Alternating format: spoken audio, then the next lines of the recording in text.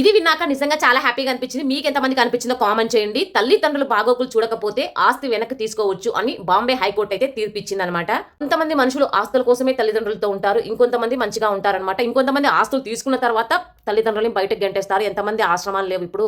అట్లా చాలా మంది ఆస్తులు తీసుకుని అనుభవిస్తూ ఉంటారు. తల్లిదండ్రులని నడి రోడ్డు మీద అయితే పెడుతూ ఉంటారు. ఇది చూసినప్పుడు నిజంగా మనకి కళ్ళలో నీళ్ళు వస్తాయన్నమాట. రోడ్డు పైన వదిలేసి వెళ్ళినప్పుడు.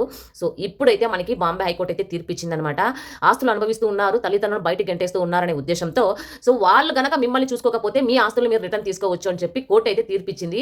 చాలా మందికి మంచి గుడ్ న్యూసే. ఇక మీదట ఆస్తులు తీసుకుని అనుభవించడమే కాదు, తల్లిదండ్రులు కూడా కంపల్సరీ చూసుకోవాలి అనే రూల్ అయితే పెట్టిందనమాట. తల్లిదండ్రులు ఎటువంటి పొజిషన్‌లో ఉన్నా సరే వాళ్ళని చూసుకుంటేనే వాళ్ళకైతే ఆస్తులొస్తాయి. లేదంటే ఆస్తులు వెనక్కి తీసుకోవచ్చు అనేదైతే హైకోర్టు అయితే తీర్పిచ్చిందనమాట. ఇక చాలా మంది జాగ్రత్త పడండి. తల్లిదండ్రులను చూసుకోవడం నిజంగా చాలా ఇంపార్టెంట్. తల్లిదండ్రులను చూసుకోకపోతే ఆ మనిషే వేస్ట్ నిజంగా చెప్పాలంటే. నిజమా కాదో కామెంట్ చేయండి. మంచి అప్డేట్స్ కోసం మన ఛానెల్ అయితే ఫాలో అవ్వండి.